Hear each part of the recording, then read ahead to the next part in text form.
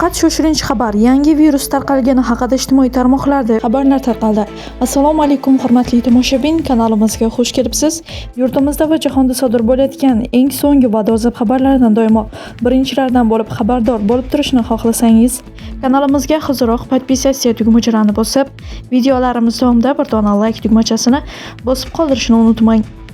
Reuters agentligi bergan ma'lumotga ko'ra, parranda grippi inson uchun COVID-19 dan ham jiddiyroq global pandemiyaga sabab bo'lishi mumkin. Mutaxassislar bu virusning xavfini shunchaki hayvonlardan odamga yuqish bilan emas, balki insondan insonga tarqala boshlashi ehtimoli bilan bog'lashmoqda. Agar virus shunday mutatsiyaga uchrasa, butun dunyo salomatligiga tahdid tug'dirishi mumkin. Ta'kidlash kerakki, COVID-19 pandemiyasi davrida dunyo tibbiyot tizimi qattiq bosim ostida qolgan edi. Parranda grippining yangi shtammi esa agar tezda yuqadigan shaklga aylansa, undan ham og'ir oqibatlarga olib kelishi mumkinligi aytilmoqda.